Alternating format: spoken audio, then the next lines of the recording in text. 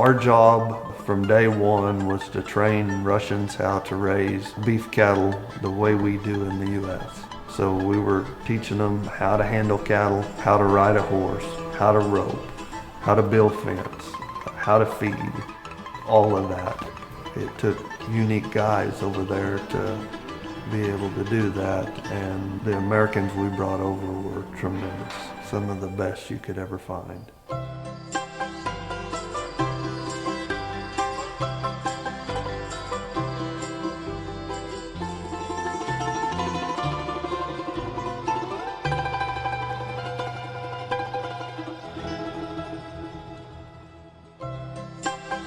A third-generation cowboy, there isn't much Tony Stidham hasn't accomplished on a ranch.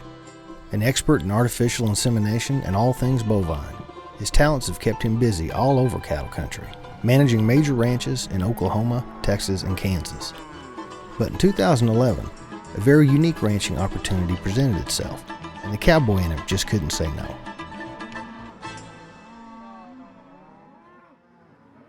It's not something that's done in the U.S. anymore.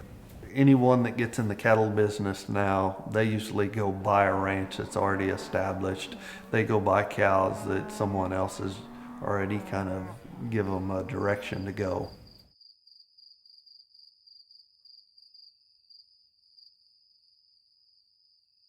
The idea of going over there and building ranches and building something that will work like we already know it will because of what we've done here in the U.S. was just amazing to me.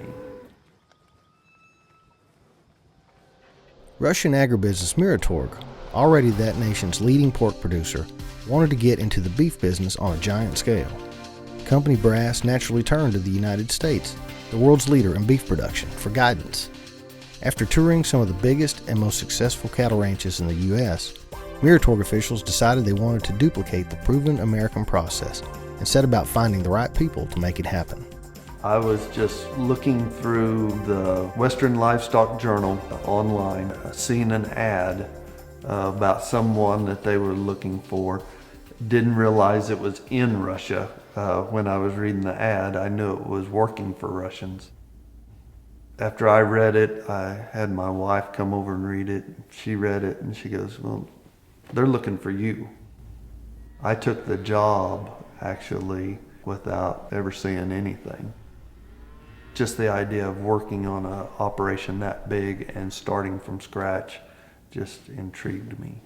I jumped at the chance to go over and just be part of it. Miratorg wanted to ramp up beef production as quickly as possible, planning to import 100,000 head of cattle from the U.S. and Australia. The land down under played a special role because it provided cargo ships designed specifically for livestock. But before the cattle could be brought in, ranches had to be built. As he had bargained for, it would all have to start from scratch. Stidham set up shop in Trubchesk in the Bryansk region, about 300 miles and a 9-hour trip southwest of Moscow. I was one of the first Americans over there to help put the program together. None of the ranches were built when I got there. None of the cattle were there yet. But we sat down and talked about what the Russians wanted and the easiest way to develop that. We brought in some college-age guys. One of them was from Maryland. Several of them were from Oregon, and we sent them out with Russian crews to teach them how to build fence because there was no fences anywhere. They didn't have interpreters. They didn't have food. The Russians were having to try to feed them, and they had no idea what they were eating or anything.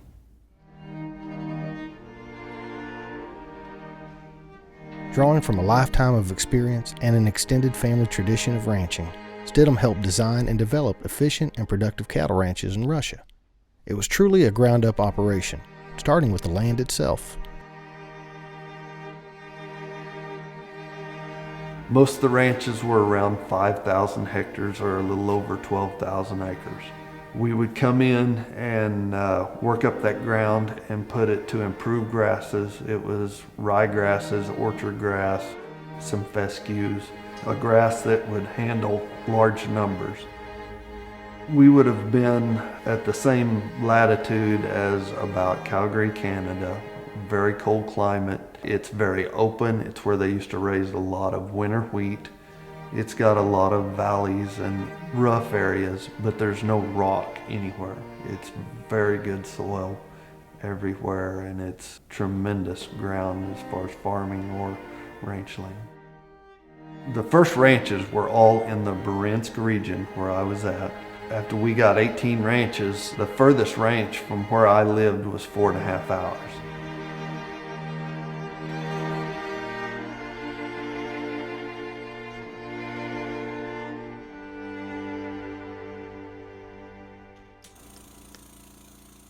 Russian ranches weren't just made of fences. All the structures found on a successful American cattle ranch were built over there as well. And it all had to be constructed from the foundation up. Once a ranch started to take shape, cattle could be purchased and moved onto it. Muratorg officials wanted to emulate the successful certified Angus operations they had visited in the U.S.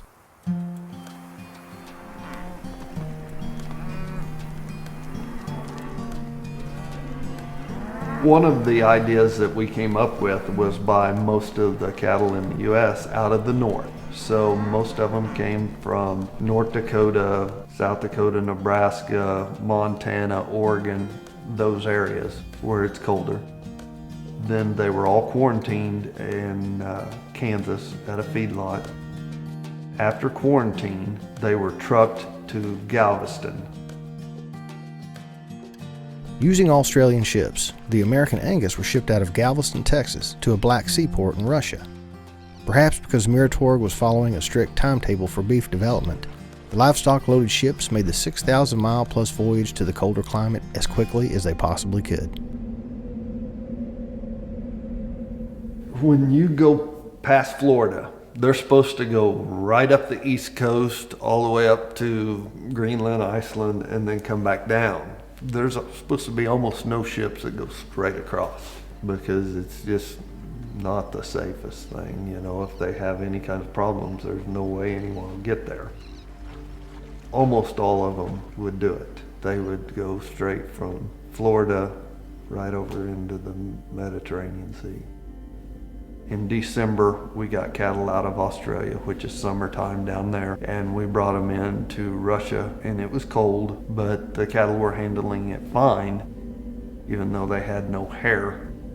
The wind started blowing, and we lost 12 head on one ranch one day. We instantly had a meeting, and I got up there and went to telling them exactly what I thought they ought to do. But we built windbreaks and started bedding those cattle to get them up off the ground. They were fine after that, and then by the next year they had hair and could handle the winter no problem. As Angus started filling the newly built ranches, Stidham had to make sure he could find and train enough Russian people to maintain them. Even though he would be there long enough to ensure all 18 ranches operated smoothly and efficiently, ultimately they would be entrusted to the local population. At one time I was over all 18 ranches. I was a district manager. We would have a American ranch manager on each ranch, and then a Russian ranch manager, and then 12 Russian cowboys. I think the chance to work for someone besides the government they were intrigued with, because that meant they could probably make a little more. And they still didn't make very good wages. I think the average was probably $500 to $700 a month for a Russian cowboy. We were hiring locals that most of them had never been around a horse, never been around a cow. We were teaching them everything. Some of them embraced it real quickly and learned quickly. Some of them had a hard time. It's hard to get an American cowboy to get right back up and get on after they get bucked off. It's really hard to get a Russian back on. After they get bucked off, they usually walk back.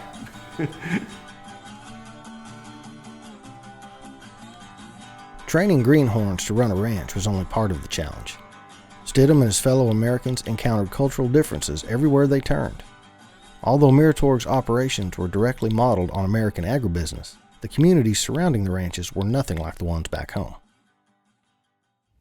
When I first got over there, the people were so different. The town where I was at Trubchesk, had one gas station for 17,000 people because there was no cars.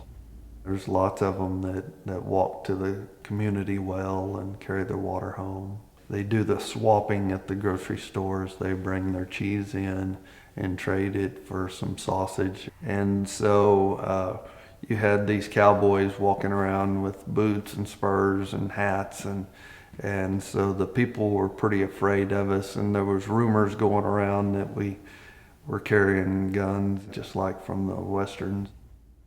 I came up with an idea. The Russian ranch manager on the ranch where I lived, his wife was a kindergarten teacher, and we happened to have a bottle calf on one of the ranches, so getting okayed for everything through the company would have been very difficult. So instead we just stole the calf and snuck it out of the ranch and went to this kindergarten and let all the kids bottle feed this calf and kind of mingle with all the cowboys. And I had all the American cowboys there.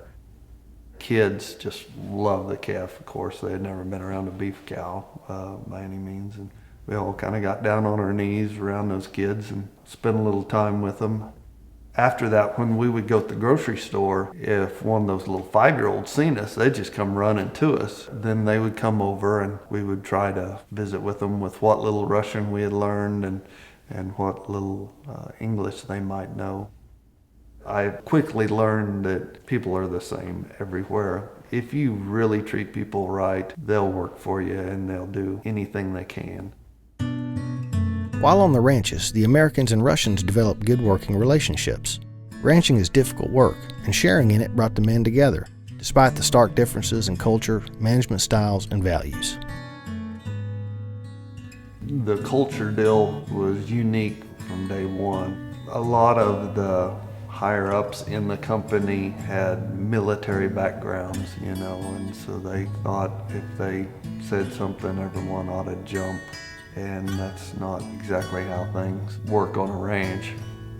That was one of my biggest fights while I was over there, was how upper management were handling the Russian employees. I thought they were really hard on them. If they would work with them a little more and give them time to learn this, they would have got along a lot better. After I had been there for a year, I got along with all of them really well. Perhaps the toughest challenge of all came from Mother Nature. Just like the Angus, Stidham and other American cowboys, even those from the northern U.S., had to adapt to the long, unforgiving Russian winter. Ranching is hard enough, before factoring in bitter and relentless cold. I had an interpreter with me most of the time, and so my interpreter and I go into this meeting, and when we get in there, it is to select the clothes that the Russian cowboys will wear in the winter. The company furnished them a uniform to wear. They had a summer uniform and a winter uniform because of how cold it gets. At 20 and 30 below, they need all the warmth they can get. And I went to telling them instantly that I was not their guy. I said they need to talk to someone in Oregon or somewhere, because I'd been in Ada and I wore a wool vest and a denim jacket all winter. I was scared to death of the cold weather more than they were. Thanks to Cabela's and Carhartt, I made it really well over there. We could go at 20 below horseback for a couple hours, which is about as long as the horse needed to be out there in it. And then you go in and warm up for an hour and go back out for another 2 hours. The American cowboy is an iconic figure recognized around the world, and the Russian people were not immune to that mythology. Many customs and ideas were exchanged out on the ranches, each side driven by a healthy and genuine interest in the other's culture. They didn't look like the American cowboys, but they wanted to. They all wanted to know anything about the U.S. And the younger they were, they wanted clothes, anything they could get from the U.S. Like when Lana was over there and I was living in the apartment in Trubchesk, she had to stay with my clothes when they were out hanging and drying because they had stolen them, my jeans especially. Well, there was a special meeting I had to go to, And when I got in there, they let me know that they had ordered in 3 special pickups just for American cowboys, because they had heard American cowboys like 4-wheel drive diesel trucks. When they were talking about this in the meeting, I was pretty excited. And then we walked downstairs, and it's the smallest little Mitsubishi I've ever seen. It was the most powerless thing I've ever drove in my life. But they were awful proud of it because it was a diesel pickup. I ordered 4 Ford crew cab 4-wheel drive diesel trucks, and then 4, they were 7x28 goosenecks from WW in Oklahoma. That was the last thing I did, and I was contacted by the Americans that got to drive them, and they were thrilled. Bribing someone over there is very common. When I found out that they were intrigued with the idea of American cigarettes, I would buy maybe a carton of cigarettes. And I mean, you can bribe quite a bit with 1 cigarette. I mean, just the idea that they're getting an American cigarette. If you had something that was pretty important to get done and you wanted it done right, and you had one guy to kind of oversee that deal, if you could give him a pack of American cigarettes, you could get anything out of him.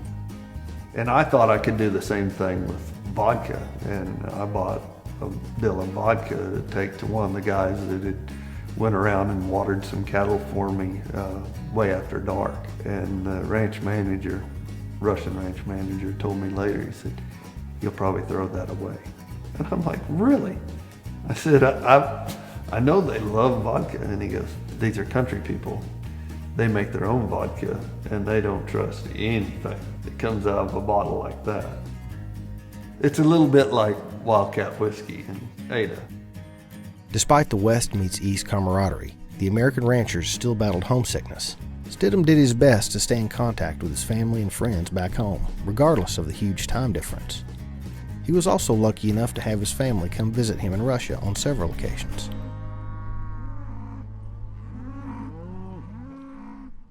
My wife went over when I first went and stayed 2 weeks and helped me get set up. And then we were able to use Skype, and we talked every morning and every evening. Later on, I just gave them my phone number on the Russian phone that I carried, and they could call it at any time through Skype. We talked at least twice a day, every day. They came over every 3 months. I think the girls came over about 4 times, and then my wife came over 5. They'd fly out of Houston, which was a 12-hour flight from Houston to Moscow, and then get in a vehicle, and it was a 9-hour car ride to the ranch. They came over and spent Christmas with me over there, and got in a really bad blizzard while they were over there. They got to experience quite a bit of it as far as how big Moscow was. They got to experience how cold it gets, and then to see a lot of the countryside and meet a lot of the people. I made a lot of calls back to friends I had in Ada. At times they probably didn't like it because I was calling at strange times. It was a lot of fun that way to get to visit with the different people. We Skyped my Sunday school class for several Sundays while I was over there. When they would be in Sunday school, they would Skype me, and I would be in a cafe or wherever. Most of the Americans had short-term work visas, so they were unable to return to the U.S. on a regular basis.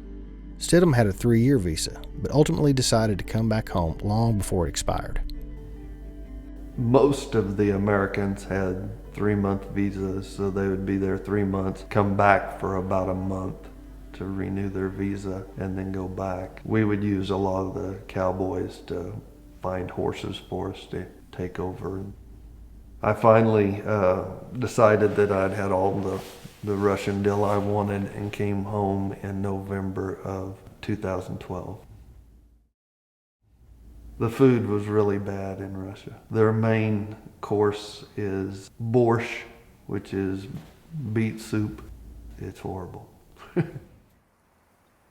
One time when I flew into Houston, I went to the Chili's there, ate probably enough fajitas for 2 different people, and chips and salsa, and about 8 Dr. Peppers. And finally the young guy that was waiting on me said, "When was the last time you ate?" I said, "I think it was 7 months ago right here."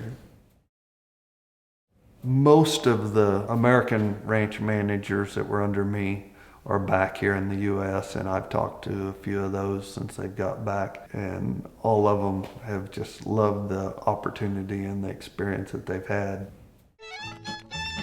A lot has changed since Stidham returned to the U.S. Miratorg has more than doubled its target number of cattle to 350,000 head. Beef production has increased steadily there, even though the Russian economy has taken its fair share of hits. But because of the pioneering work Stidham and his fellow American ranchers provided, the Russian agribusiness has a solid foundation on which to successfully expand. And with so much of its population still living in relatively primitive and impoverished conditions, the Russian market for beef has nowhere to go but up.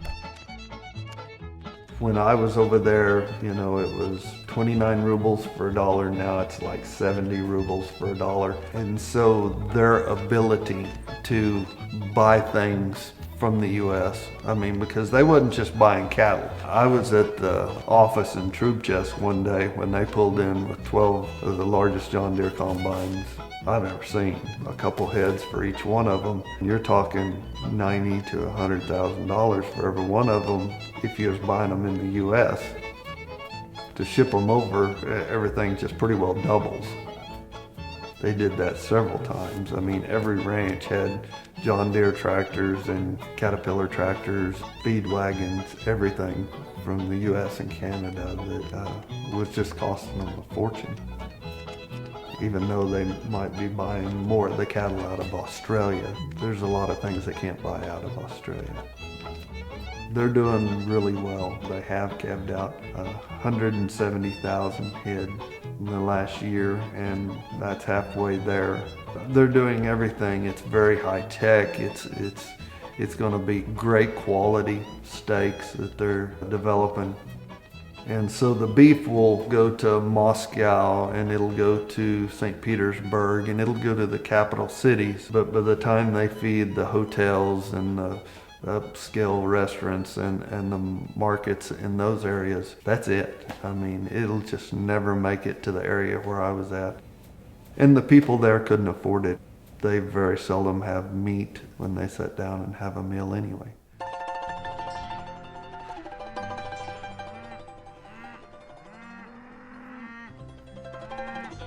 Stidham is currently managing a large Angus operation in the Flint Hills of Kansas, but he largely credits his time and experience in Ada, Oklahoma with his success helping ranchers on the other side of the world.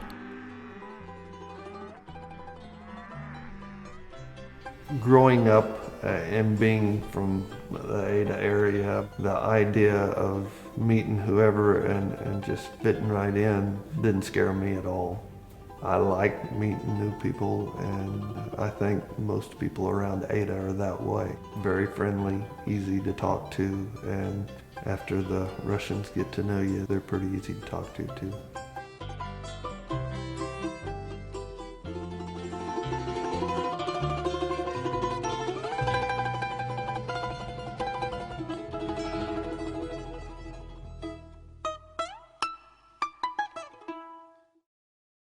View this program again anytime at www.youtube.com/cityofadaok.